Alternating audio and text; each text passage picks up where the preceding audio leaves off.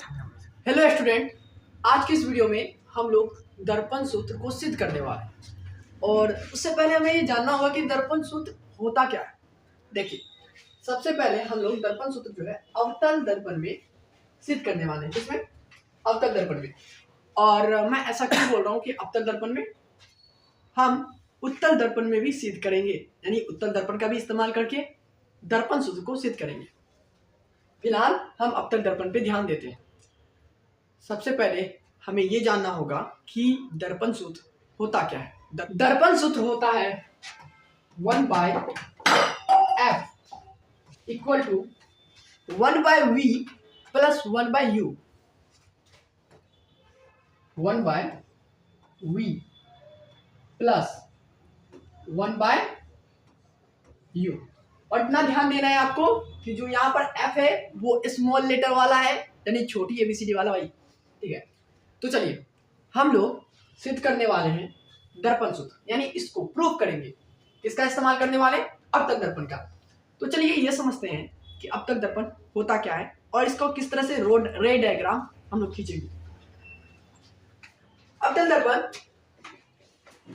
एक गोले दर्पण का भाग होता है जिसका बाहरी भाग, उबड़ा हुआ भाग, यानी ये जो उबड़ा हुआ भाग है ना, इस साइड वाला, ये इसमें कलई क्या होता है, रंग क्या होता है, पेंट क्या होता है, सिल्वर कलर का, समझ रहे हो ना। तो उस रंग को दिखाने के लिए लोग कुछ इस तरह से लाइन खींचते हैं। अब हम लोग एक चीज करेंगे, जो ये दर्पण है इसको एक नाम देंगे। ठीक है, ये दर्पण है मेरा, इसको हम लोग एक नाम देंगे। नाम क्या देंगे? देखिए, इसको हम नाम दे रहे हैं M, और यहां से M डैश। ठीक है, ये पूरा दर्पण, इसके एक छोर का नाम हम लोग देखते हैं M और M डैश। इससे हमें पता चलेगा कि हमारा दर्पण कौन सा है, M डैश वाला दर्पण है। ठीक है, नाम देना अच्छी बात है और आप लोग देना भी। ठीक है, तो चलिए करते ये हैं कि इसी दर्पण को बीचों बीच हम लोग तोड़ देते हैं और बीच में एक बिंदु होगा। ठीक है, तो इस दर्पण के जस्ट बीच में, सेंटर में एक बिंदु होगा जिसे हम लोग ध्रुव कहते हैं। क्या कहते हैं? ध्रुव। जस्ट इस दर्पण के बीच में एक बिंदु होगा जिसे हम ध्रुव कहेंगे, यानी इसे आप इंग्लिश में पोल कह सकते हो। इसे अगर हम लोग इसका नाम देना चाहे इस बिंदु का, तो इसे हम P से दर्शा सकते हैं। ठीक है, इस बिंदु का नाम होगा P। इसे पोल कहते हैं इंग्लिश में, इसलिए इसे यहाँ पर हम लोग P लिखेंगे। अब हम लोग करेंगे क्या, ये जो बीच में पोल है ना भाई, ध्रुव है, इससे एक लाइन, एक सीधा लाइन खींचेंगे जिसे हम लोग प्रधान अक्ष कहेंगे, या फिर इसे मुख्य अक्ष भी कहा जाता है, या फिर कभी कभी आपको सवाल को घुमाते वक्त सिर्फ अक्ष शब्द का इस्तेमाल किया जाता है। इसका ध्यान रखें आप। तो यहां से एक लाइन खींचेंगे, यानी कि यहां से एक सीधा लाइन खींचेंगे और यहां से इधर एक सीधा, यहां से एक सीधा लाइन। एक मिनट, ये सीधा लाइन टेढ़ा हो रहा भाई, सीधा लाइन खींचेंगे। आप लोग स्केल का यूज करना, स्केल इंची टेप का यूज करना। ठीक है, स्केल का यूज करना, उसमें अच्छा लाइन खिंचाएगा यार, सीधा सीधा लाइन खिंचाएगा। ठीक है, तो चलो अब थोड़ा सा इस पे ध्यान देते हैं। करना ये है कि यहां पर एक दूरी को, यहां पर एक दूरी होगा, एक गैप होगा, जिसे हम लोग मुख्य फोकस कहेंगे। क्या कहेंगे? मुख्य फोकस कहेंगे। अब ऐसा क्यों होता है? आप लोग को मुख्य फोकस का परिभाषा पता होगा कि परावर्तन के बाद या फिर अपवर्तन के बाद प्रकाश की किरण जिस बिंदु पर, यानी मुख्य अक्ष के जिस बिंदु पर जाकर के मिलती है, यानी सारी की सारी किरण जिस बिंदु पर जाकर मिलेगी, उसे मुख्य फोकस कहते हैं। तो अभी हम रे डायग्राम में बस इतना ही करेंगे। यहाँ पर एक बिंदु बनाएंगे जिसको हम F नाम देंगे। इस बिंदु को हम लोग F नाम देते हैं। ठीक है, इसका मतलब है मुख्य फोकस। और ये कैपिटल F है, यहाँ पर स्मॉल f था, यहाँ पर कैपिटल F है, बड़ी F। जितना दूरी यहाँ है उतना ही दूरी यहाँ पर लेंगे और इस वाले लाइन को हम लोग लिखेंगे, इस वाले बिंदु को C, यानी कि सेंटर, यानी कि केंद्र। इसे हम लोग हिंदी में वक्रता केंद्र कहते हैं। ठीक है, मुख्य फोकस हो गया। अब ये केंद्र हो गया, ठीक है।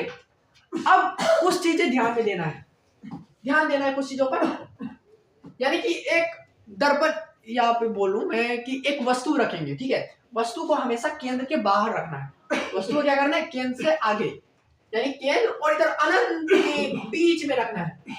यहां पर मान लो एक मैंने वस्तु रख दिया, इस वस्तु का कुछ भी नाम दे देते हैं, मानो हमने नाम दे दिया ए और बी, इस तरह से नाम हम लोगों ने दे दिया। अब हम लोग करेंगे ये कि ये जो मेरा वस्तु है, इसका ये वाला पॉइंट से एक रे निकलेगा, इसमें हम लोग 3 रे का इस्तेमाल करेंगे, यानी 3 किरण का इस्तेमाल करेंगे। देखते रहिए कौन कौन सा किरण होता है, हर किरण के लिए हम अलग कलर का इस्तेमाल करने वाले हैं। तो यहां से एक किरण निकलेगा जो टकराएगा, परावर्तित होने के बाद किरण, यानी यहां से टकराएगा तो परावर्तित होगा, परावर्तित होने के बाद हमेशा मुख्य फोकस के बाद ही गुजरेगा, यानी मुख्य फोकस से होकर ही गुजरेगा। तो यहां से ये गया किरण, ये किरण आगे गया, ये क्या करेगा, यहां से मुख्य फोकस से टकराएगा और वापस लौट जाएगा, ठीक है। इतना समझ में आया। अब दूसरा किरण कौन सा होगा उसको देखते हैं, चलिए।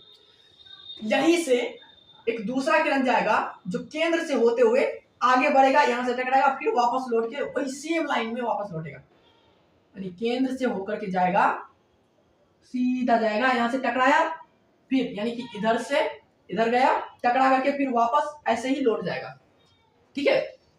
मैंने क्या कहा था, 3 इस्तेमाल होंगे, एक ये रहा, दूसरा ये रहा, अब तीसरा का बात करते हैं। तीसरा पूरा का पूरा नॉर्मल और सिंपल होगा, यानी कि यहीं से एक किरण निकलेगा जो कि सीधा जाके पोल से टकराएगा, ध्रुव से, और ये वापस आकर के लौटेगा यहां पर, यानी कि जहां पर ये दोनों रेखा कटा था, दोनों किरण एक दूसरे को जहां पर प्रतिच्छेद किया था वहीं से होते हुए वो गुजरेगा, ठीक है। इतना आप लोग को, आई होप कि आप लोग को समझ में आ गया होगा।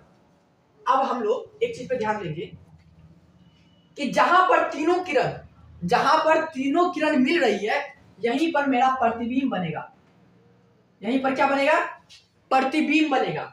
इसका जैसे कि हम लोगों ने वस्तु का नाम रखा था ए और बी, तो इस तरह से प्रतिबिंब का नाम रख देंगे ए डैश और इसको नाम देंगे बी डैश, ठीक है। आई होप समझ में आ गया होगा। अब हम लोग यहाँ पर कुछ नाम दर्शाएंगे, वैसे दर्शाने की जरूरत तो है नहीं, रहने देते हैं, इतना काफी है, इतना नाम हम लोगों ने दर्शाया और इतना काफी है। अब हम यहाँ पर कुछ वैल्यू को निकालेंगे, यहां से कुछ वैल्यू को निकालेंगे, जैसे कि ये जो पोल है यानी ध्रुव, वो जो P है उससे लेकर के जो ये F है, यानी यहां से P से लेकर के F, अगर ये P लाइन है और यहां से ये F है, तो इसके बीच की दूरी को फोकस दूरी कहते हैं, यानी कि छोटी f, ठीक है। P से लेकर के, ध्रुव से लेकर के मुख्य फोकस के बीच की दूरी को फोकस दूरी कहते हैं, यानी छोटी f। तो हम लिख सकते हैं कि P F is equal to F। तो सेम इक्वेशन हम लोग यहाँ पे लिखेंगे कि P F इक्वल है छोटी f की। वो सारे चीज हमें याद रखने हैं, ठीक है। अब कुछ और चीजें हमें याद करनी होगी, जैसे कि इसको मैं रिमूव कर देता हूं, इसको, ठीक है। इतना का दूरी हमें पता चल गया। हमें यह पता है कि ध्रुव से लेकर के वक्रता केंद्र तक के बीच की दूरी को वक्रता त्रिज्या कहते हैं। क्या कहते हैं? वक्रता त्रिज्या। तो यहां से लेकर के केंद्र तक की दूरी, यानी अगर ये बिंदु P है और ये बिंदु C है, तो इसके बीच की दूरी को हम लोग कहेंगे R। और हम लोग को ये पता है कि एक R यानी कि एक वक्रता त्रिज्या 2 फोकस दूरी के बराबर होता है, यानी कि एक R 2 छोटी f के बराबर होता है। तो हम इस R को लिख सकते हैं 2f। आई थिंक आप लोग समझ गए होंगे, ऐसा होगी इसलिए रहा है क्योंकि इतनी छोटी दूरी को हम लोग f बोलते हैं, और सेम दूरी वाला इतना ये भी है और इसको भी f बोलेंगे। तो ये बड़ा वाला लाइन 2 छोटा छोटा f से मिलकर बना हुआ है, तो R को हम लोग 2f भी कह सकते हैं।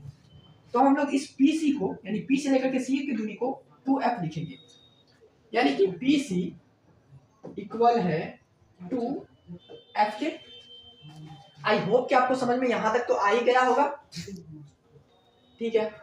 अब यहां पर हम क्या करेंगे ध्रुव से लेकर के वस्तु तक की दूरी देखेंगे। वस्तु हम लोगों ने यहां रखा था, यानी कि यहां से ध्रुव से लेकर के वस्तु कहां है, यहां बी के पास वस्तु है मेरा, कहां से, ध्रुव से देख रहे हैं। ध्रुव से लेकर के वस्तु तक की दूरी को वस्तु दूरी कहते हैं, और वस्तु दूरी को हम लोग यू से सूचित करते हैं। किससे सूचित करते हैं, यू से सूचित करते हैं। तो हम लोग लिख सकते हैं कि पी बी बराबर यू है। पी बी बराबर क्या है, यू है। उसके बाद इसको इरेज करते हैं और आगे समझते हैं। अब हम यहां पर क्योंकि मेरा प्रतिबिंब बना है, इसके बारे में देखते हैं। तो पोल से ही दूरी मापेंगे प्रतिबिंब का। प्रतिबिंब कहां बन रहा है, यहाँ बी पे बन रहा है, तो यहां से यहां तक आया, यानी ये बी डैश पे आया, कहां से, पोल से। तो पोल से लेकर के, यानी ध्रुव से लेकर के यहां तक बी डैश तक का दूरी को हम लोग क्या बोल रहे थे, प्रतिबिंब दूरी। प्रतिबिंब दूरी को हम लोग वी से दर्शाते हैं, वी से। तो हम लोग लिख सकते हैं P B dash is equal to V. P B dash is equal to V. हम लोगों ने ये सारे जो इक्वेशन निकाले हैं, ये सारे इक्वेशन हमारे लिए बहुत ही ज्यादा इंपॉर्टेंट होने वाले हैं, और इसे आप लोग को ध्यान में रखना है, ठीक है। इसे हम रिमूव करते हैं। अब हम लोग जरा ध्यान देंगे यहां पर क्या है भाई, देखो जो हमारा ये तीसरा वाला किरण था ना, ये वाला किरण जो ऐसे गया है और पोल से टकराया और वापस लौटा, ये वाला किरण, इस किरण को थोड़ा ध्यान से देखो। ये सीधा गया और वापस इधर लौट गया। अब इस केस में हुआ क्या कि ये जहां से टकरा करके लौटा ना, उसके बीचों बीच एक लाइन है ना भाई, ये सीधा व्हाइट कलर का लाइन, ये सीधा लाइन। तो क्या हुआ कि इसको वापस इस तरह से बांटता है, यानी कि इसको हम कह सकते हैं कि ये आने वाला किरण है, तो आपतित किरण है, ये टकरा करके वापस लौट रहा है, तो ये क्या है, परावर्तित किरण है।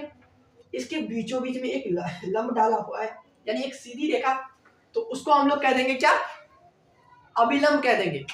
तो अभिलंब और आपतित किरण के बीच में आपतन कोण बनता है, जिसको हम लोग आई से दर्शाते हैं, और अभिलंब और परावर्तित किरण के बीच के कोण को हम लोग बोलते हैं आर, यानी कि परावर्तित किरण, जिसे हम लोग आर से दर्शाते हैं।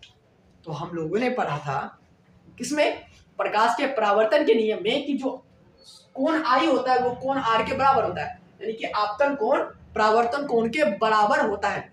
प्रकाश के परावर्तन के दूसरा नियम है ये, ध्यान में रखना इसको, ठीक है।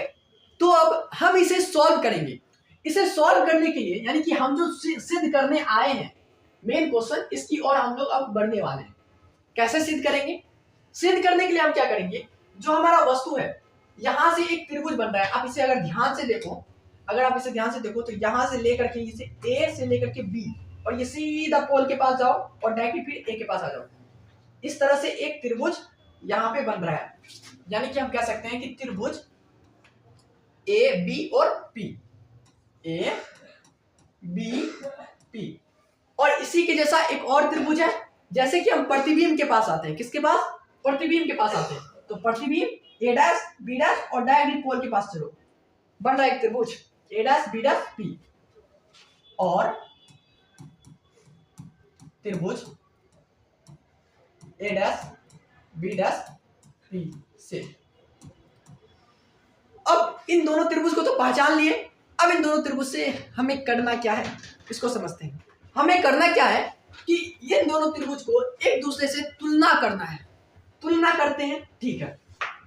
हम लोग ये देख पा रहे हैं कि ये त्रिभुज जो है, ये त्रिभुज, ये बड़ा वाला त्रिभुज और ये छोटा वाला त्रिभुज, इन दोनों के पास एक एक कोण है, ये वाला कोण आई है और ये वाला कोण आर है। दोनों त्रिभुज का अलग अलग कोण है, लेकिन हमें ये पता है प्रकाश के परावर्तन के दूसरे नियम के अनुसार भाई साहब कि कोण आई कोण आर के बराबर होता है।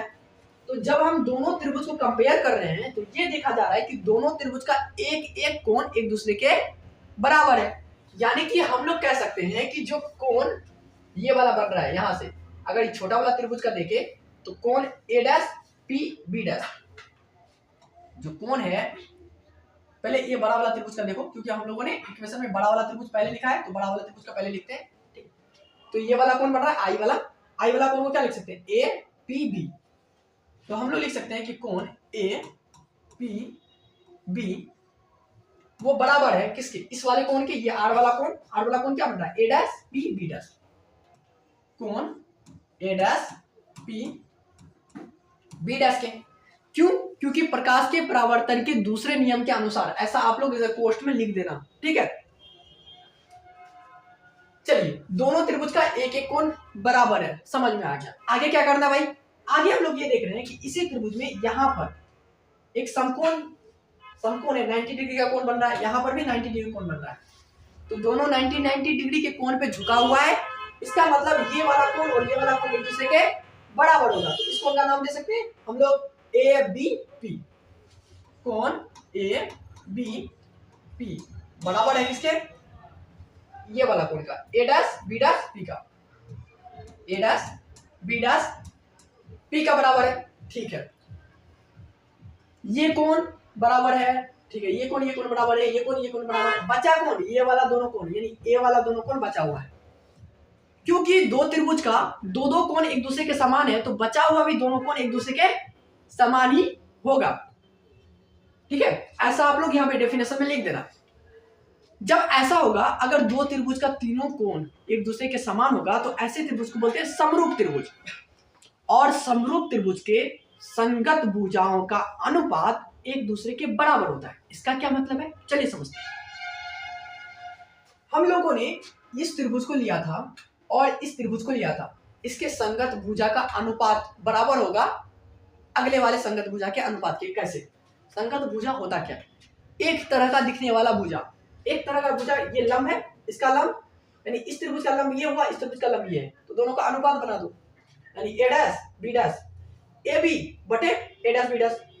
इसका लंब का अनुपात बना दो, यानी एक दूसरे के बटे में लिख दो। पहले उसको लिखो, ए बी बटे इसका अनुपात, मतलब इसका ये वाला लंब लिखो, ए डैश बी डैश। ये बराबर होंगे दूसरे भुजाओं के अनुपात का। तो दूसरा भुजा हम क्या करते हैं, यानी बड़ा वाला त्रिभुज देखते हैं, उसका आधार देखेंगे, फिर छोटा वाला त्रिभुज का आधार देखेंगे। तो बड़ा वाला त्रिभुज ए बी पी का आधार कौन है? पी से लेकर बी तक का दूरी, यानी पी बी, यानी पी पी बटे छोटा वाला त्रिभुज का आधार क्या है? पी से लेकर के बी डैश तक का दूरी, पी से लेकर के बी डैश तक का दूरी, ठीक है। अब हम इतना तक कर लिए, यानी कि दोनों त्रिभुज को कंपेयर करें एक दूसरे से, हमें पता चला कौन का तीनों कोण एक दूसरे के बराबर है, यानी समरूप है। फिर हमें यह पता चला उनके संगत भुजाओं का अनुपात एक दूसरे के बराबर है। तो हम इस इक्वेशन को, ये वाला जो इक्वेशन हमारा निकला है, यानी समीकरण ये जो निकला है हमारा, इसको समीकरण 1 मान लेंगे। तो हम इसे समीकरण 1 मानते हैं, ठीक है। अब हम नेक्स्ट प्रोसेस करेंगे, यानी अगला चरण की ओर हम लोग चलेंगे। अगला काम क्या करने वाले, हम किसी और दो त्रिभुज को एक दूसरे के साथ कंपेयर करेंगे। वो त्रिभुज कौन सा होगा? भाग्यशाली त्रिभुज। चलिए देखते हैं। वो त्रिभुज होगा ये वाला ए बी सी। यहां पर जो ये त्रिभुज बन रहा है, इस त्रिभुज को आप ध्यान से देखिए। और दूसरा त्रिभुज कौन सा होगा? ये ए डैश बी डैश सी, ये वाला त्रिभुज। तो हम लोग यहां लिखेंगे त्रिभुज ए बी सी और त्रिभुज ए डैश बी डैश सी से, ए डैश बी डैश सी से, ठीक है। हम लोग यहां पर कुछ चीजें देखेंगे। स्टार्टिंग से ही स्टार्टिंग कर देते हैं। यहां पर समकोण है और यहां पर भी समकोण है, तो ये दोनों कोण एक दूसरे के एकदम बराबर होगा, ठीक है। समझ में आ गया। हमें ये पता होगा, अगर आप लोगों ने मैथ को अच्छे से पढ़ा होगा, तो अगर दो लाइन ऐसे जा रही है, तो इसके वजह से यहाँ कौन बन रहा है और यहाँ कौन बन रहा है, तो ये दोनों कोण एक दूसरे के बराबर होगा, और ये कोण एक दूसरे के बराबर होगा। ये वाला कोण इसके बराबर होगा, ये वाला कोण इसके बराबर होगा। यानी दो लाइन से जो कोण बनता है, उसके आमने सामने वाला कोण एक दूसरे के बराबर होता है। ऐसे कोण को शीर्षाभिमुख कोण कहते हैं। तो हम कुछ ऐसा है यहाँ पर देखते हैं। दो लाइन इधर उधर से क्या है, आमने सामने कोण बना है, यहाँ पे और यहाँ पे। तो ये दोनों कोण एक दूसरे के बराबर होगा, ठीक है। एक दूसरे के क्या होगा? बराबर होगा। तो हमें ये पता चला था कि ये वाला कोण और ये वाला कोण बराबर है। अभी पता चला ये कोण और ये कोण बराबर है। बचा कौन? ये वाला दोनों कोण। जब दो त्रिभुज का दोनों कोण समान है, तो बचा हुआ एक कोण वो भी समान ही होगा। तो इस केस में इसे भी हम लोग समरूप त्रिभुज कहेंगे। तो इस केस में हम लोग भी इनके संगत भुजाओं, इसका मतलब अगर वो त्रिभुज समरूप है, तो उनके संगत भुजाओं का अनुपात भी एक दूसरे के बराबर होगा, ठीक है। तो त्रिभुज था ये वाला और ये वाला, तो इसका लंब ये हुआ ए बी, और इसका लंब कौन सा हुआ? ए डैश बी डैश। उसी चीज को हम लोग यहाँ लिखेंगे, ए बी संगत भुजा का अनुपात निकालना है ना, ए डैश बी डैश, ए डैश बी डैश बराबर हो जाएगा दूसरा वाला संगत भुजा। पहला त्रिभुज ये है, इसका आधार है बी से लेकर के सी तक का दूरी, यानी इसको उल्टा लिखेंगे, इधर से केंद्र से हम लोग दूरी मापेंगे सी बी, ठीक है, ये हुआ ना आधार सी बी, सी बी। दूसरा त्रिभुज था ये वाला, इसका आधार क्या हो जाएगा सी बी डैश, यानी इस बिंदु से लेकर के दूरी इस बिंदु तक सी बी डैश बटे सी बी डैश। तो ये वाला जो इक्वेशन हमारा निकला, इस इक्वेशन को मानेंगे हम लोग समीकरण 2, इस समीकरण को मानेंगे समीकरण 2। तो हमारे पास कुछ चीजें वैल्यू निकल के आई है। पहले तो ये वाला वैल्यू हमारे पास निकल के आया था, इसे आपको ध्यान में रखना है। दूसरा हमारे पास 2 समीकरण निकल के आया है, हमें इन चीजों को ध्यान में रखना है। तो चलिए अब हम आगे इस समीकरणों को सॉल्व करते हैं। कैसे सॉल्व करेंगे चलिए उसको भी देख लेते हैं। इसको थोड़ा छोटू भैया बना देते हैं, रखेंगे हम लेकिन साथ में ही, ज्यादा दूर इसको जाने नहीं देने वाले, इधर इधर साइड में रखते हैं, ठीक है, इधर ही रखते हैं ऊपर में। अब यहां ध्यान दीजिए, अरे हाँ चल, हमारे पास 2 समीकरण है, इन 2 समीकरणों को एक दूसरे से तुलना करेंगे, कंपेयर करेंगे। तो हम लोग लिखेंगे समीकरण 1 तथा 2 से। तो समीकरण 1 हमारा क्या निकला था, स्टार्टिंग में आपको बोला था ना मैंने, याद करके रखना, तो कॉपी पेन लेके साथ में बैठना चाहिए आपको और नोट डाउन करना चाहिए था। कोई बात नहीं, लेट से बताने के लिए सॉरी। इधर देखिए, तो पहला समीकरण हम लिखेंगे, तो पहला समीकरण है A B by A dash B dash बराबर पी बी बटे पी बी डैश। और दूसरा समीकरण हमारा क्या था, दूसरा समीकरण ए बी बटे, सेम चीज उसी को नीचे में लिखो, दूसरा समीकरण क्या था ए बी बटे ए डैश बी डैश बराबर सी बी बटे सी बी डैश। अब हम लोग यहाँ पर, अगर आप लोगों ने मैथ को सही से पढ़ा होगा, मैं बार बार ये क्यों बोलो कि मैथ को सही से पढ़ा होगा, आप लोगों ने मैथ सही से नहीं पढ़ा क्या, इधर ध्यान दीजिए। चलिए, विलोपन विधि में हम लोग करते ये थे कि अगर एक दूसरे से नहीं करता है, यानी प्लस माइनस में नहीं करता था, तो हम लोग साइन चेंज कर देते थे नीचे वाले का, तो प्लस में है तो माइनस में, प्लस में है तो माइनस में, ऐसे कर देते ना भाई। हाँ, तो वही काम यहाँ पर भी करेंगे। अब देख पा रहे हैं कि ए बी यानी A B A dash B dash, A B A dash B dash same same है, तो सेम से एक दूसरे से कट जाएगा और ये दोनों एक दूसरे के इक्वल में आ जाएगा। कैसे आएगा देखिए जरा, यहाँ ध्यान दें,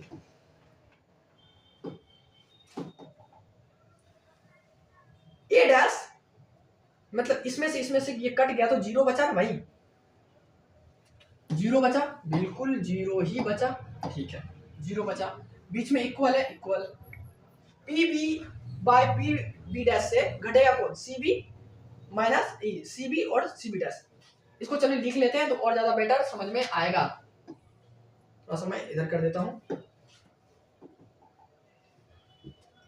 पी बी से पी बी डैश, इससे घटेगा कौन, ये वाला सी बी डैश।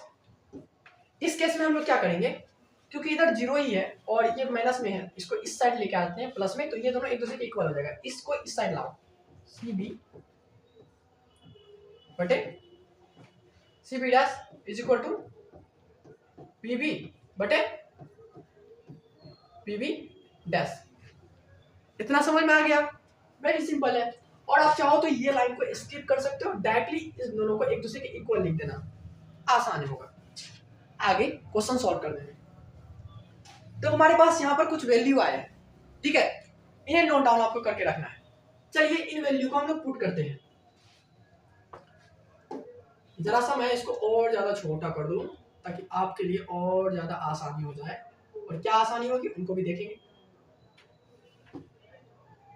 चलिए और बच्चा छोटा हो जाइए, छोटा हो जाइए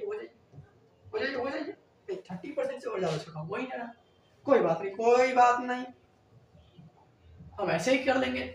चलिए देखिए, हमारे पास ये लास्ट में निकला था सी बी बटे C B dash is equal to P B बटे पी बी डैश, ठीक है। हम लोग यहाँ करेंगे क्या, हम लोग इनका एक यानी जो है नाम उसमें वैल्यू पुट करेंगे। तो सी बी का कुछ पता है हमें, यहाँ पर जो हम लोगों ने 4 नाम लिखा था, यानी चार्को का वैल्यू लिखा था ना हमने, हमें सीबी का कुछ नहीं पता, सीबी डैश का कुछ नहीं पता भाई। पीबी हाँ भाई पता है यू है, और पीबी डैश का यू नहीं है, वी है उसका, ठीक है। तो चलो जिसका इसका पता है उसका डाल देते हैं। तो सीबी का नहीं पता, रहने दो। सीबी डैश का नहीं पता, रहने दो, बराबर। पीबी का पता है यू होता है, यू दे दो बटे। सीबी डैश का नहीं, सॉरी पीबी डैश का पता है वी होता है, तो वी दे दो, ठीक है। अगर हम इसको इस साइड और उसको उस साइड लिख दे, कोई प्रॉब्लम बिल्कुल भी नहीं, साइड चेंज कर देते हैं ताकि आगे सॉल्व करने में आसानी हो।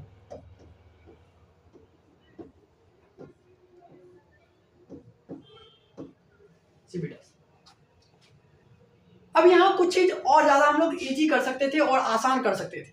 क्या कर सकते थे आसान? हमें सीबी पता होना चाहिए और सीबी डैश ये पता करना है ना, चलो पता करके आते हैं। सीबी और सीबी डैश को पता करना है, ध्यान दे।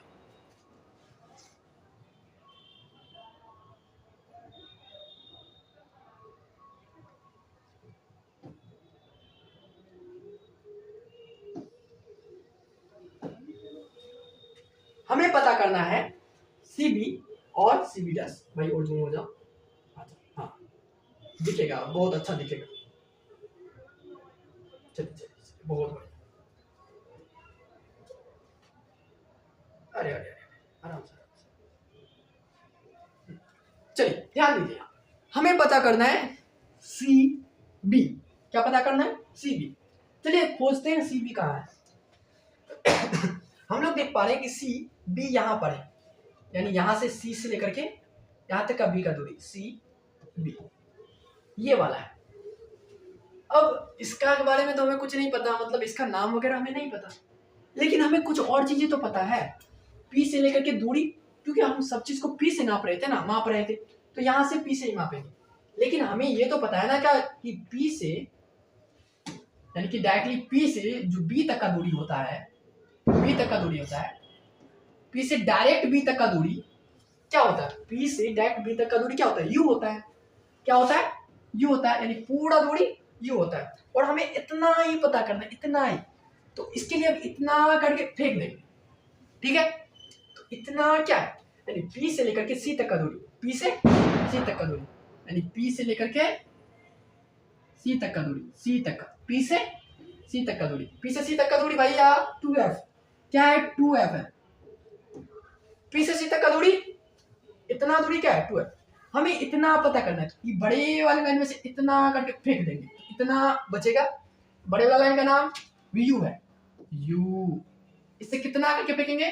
2f काट के फेंक देंगे। क्या करके फेंकेंगे?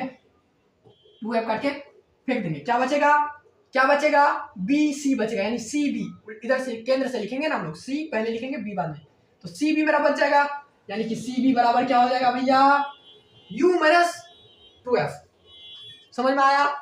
तो ये जो समझाने के लिए था ना, इसको रिमूव करते हैं, क्योंकि और भी चीजें समझनी है। यानी हमारे पास सी बी डैश था, उसको भी समझना है, समझेंगे और बहुत अच्छे से समझेंगे, और आपको समझ में आएगा और इसके अंदर आएगा कि आप दूसरे को समझा पाएंगे, ठीक है। तो चलिए खोजते हैं कि सी बी डैश कहां पर है। ओ ये तो यहां दिख रहा है, यहां दिख गया, दिख गया, दिख गया, दिख गया। पकड़ो, मारो, पकड़, बी डैश सी, ये यहां मिला। अब इसका तो कुछ पता नहीं, लेकिन हाँ हमें पी से लेकर के सी तक का दूरी पता है। पी से लेकर के सी तक का दूरी पता है। पी से लेकर के सी तक का दूरी 2f है। वाह, पी से लेकर के सी तक का दूरी 2f है। तो इसमें हम लोग क्या करेंगे? इतना तो काट के हटा देंगे, यानी पी से लेकर के बी डैश तक का दूरी को काट के हटा देंगे। पी से लेकर के बी डैश तक, पी से लेकर के बी डैश, तो पी से लेकर के बी डैश क्या है? वी है। क्या है? वी है। तो हम क्या करेंगे? बड़ा वाला लाइन क्या है? 2f। इसे क्या काट के हटाएंगे? वी काट के हटाएंगे, यानी कि पी बी डैश, यानी क्या है? वी। काट के हटा दिए। क्या बचा? क्या बचा मेरे पास? क्या बचा भैया? बच गया आपके पास सी बी डैश। क्या बचा? सी बी डैश बचा है, सी बी डैश बचा है। चलिए ये समझाने के लिए था, रिमूव करते हैं इसको। समझ में आया? सी बी बराबर U minus 2f, C B dash बराबर 2f माइनस वी। हमारे पास एक वैल्यू आ गया है, इस वैल्यू का इस्तेमाल करेंगे हम आगे इक्वेशन सॉल्व कर लेंगे। चलिए करते हैं। ओ छोटा हो जा भैया, हो जा। चलिए हो रहा। अरे हो जा भाई, नहीं होगा, कसम खा लिया, अब नहीं होगा, कसम खा लिया।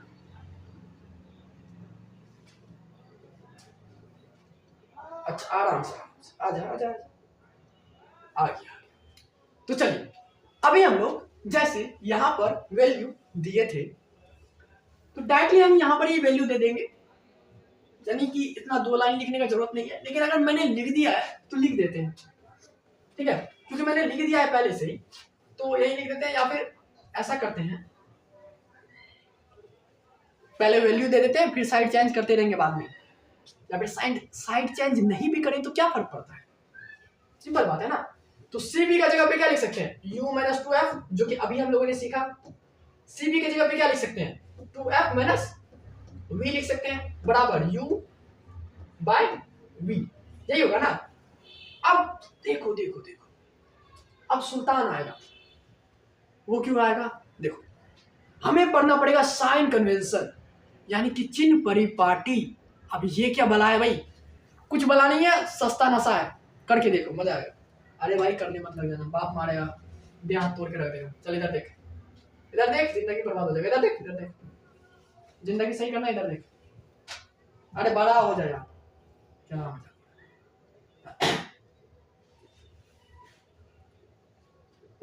ओ फ्रेश हो जा, हाँ हो गया फ्रेश। चलो इधर ध्यान, साइन कन्वेंशन यानी कि चिन्ह परिपाटी, बहुत ही आसान टॉपिक है भैया, जितना हमें जरूरत है उतना पढ़ेंगे फिलहाल के लिए।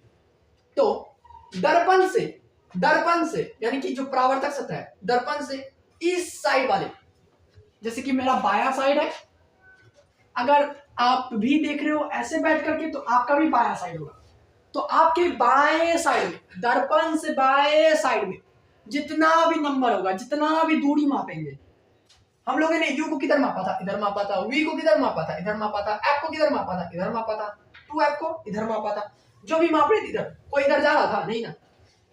हम लोग इस दर्पण से जिसको भी इधर मापेंगे वो हमेशा ऋणात्मक होगा, क्या होगा, ऋणात्मक होगा, यानी कि निगेटिव, माइनस। दर्पण से बाएं साइड वाला को हम लोग कहेंगे ऋणात्मक, ठीक है, और दर्पण से दाएं साइड वाला को हम लोग कहेंगे धनात्मक। कोई दिख रहा है उधर, नहीं है, तो जितना भी हम लोगों ने यूज किया है, u को यूज किया है, v को यूज किया है, f को यूज किया है, तो सब का सब कौन सा था, ऋणात्मक था। इधर का क्योंकि वो दर्पण की इस साइड का था, इसलिए उसे हम लोग ऋणात्मक बोलेंगे। तो चलिए हम लोग यूज करते हैं साइन कन्वेंशन का, यानी चिन्ह परिपाटी का हम लोग यूज करते हैं। अरे भैया काम कर जाओ जल्दी, हाँ चलो काम करने लगा भैया साहब, चलिए काम बन रहा है, और आराम से, ज्यादा हड़बड़ी नहीं करना है, धीरे समझना है, ठीक। चलिए हम लोग यहाँ पर चिन्ह परिपाटी का इस्तेमाल करेंगे। हम लोग यहाँ लिख देंगे चिन्ह परिपाटी का उपयोग करने पर,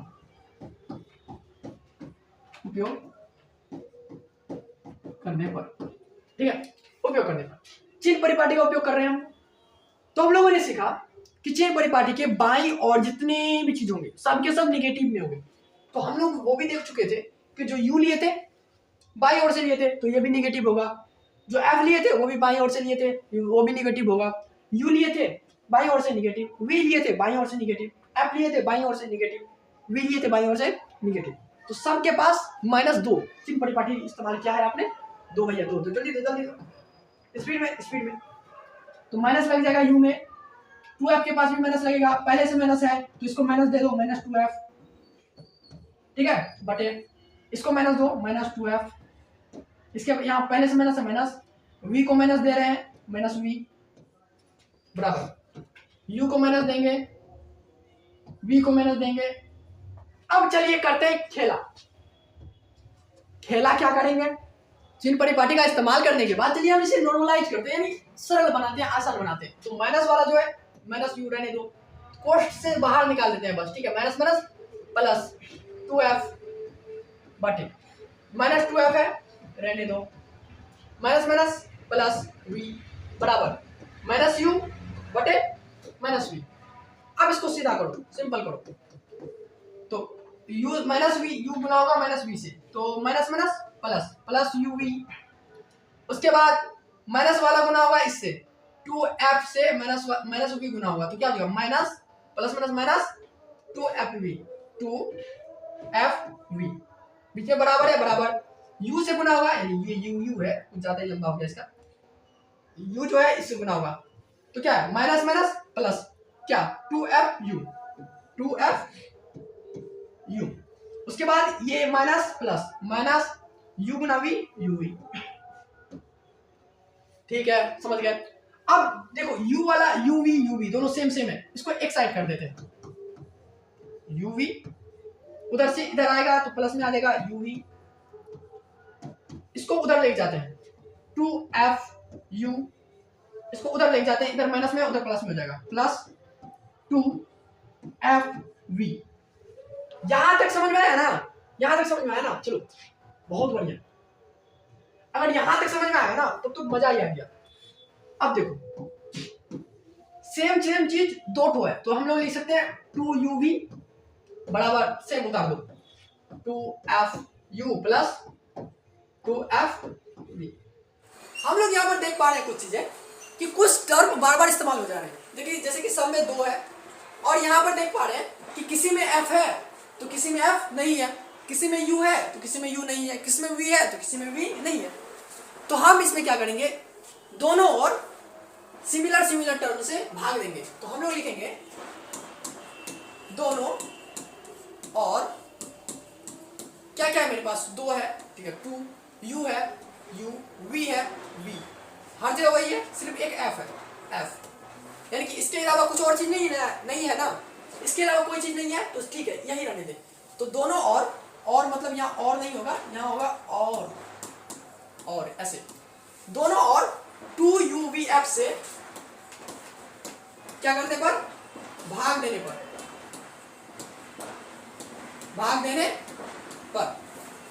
तो चलिए भाग देते हैं। तो क्या था 2uv, इसको भाग देंगे इससे 2uvf से, 2uvf से भागा दिए, मतलब भाग दिए, उसके बाद बराबर है, बराबर सेम चीज उतारो 2fu, भाग किससे देना है 2uvf से, 2uvf प्लस 2fv, ठीक है, भागा किससे देना है 2uvf से, 2uvf से।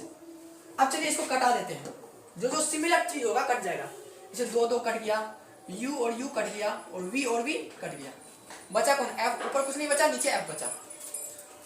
सिमिलर सिमिलर कट गया, सिमिलर सिमिलर कटेगा, ये भी कट जाएगा, सिर्फ यहाँ v बचा, ये सिमिलर कट जाएगा, ये भी कट जाएगा, और ये भी कट जाएगा, सिर्फ ये बचा।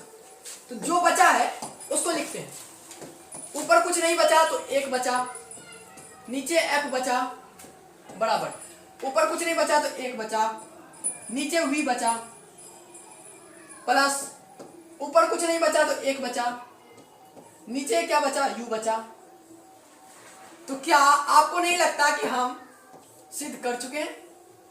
बिल्कुल कर चुके हैं, यही तो है दर्पण सूत्र, हेंस प्रूव्ड।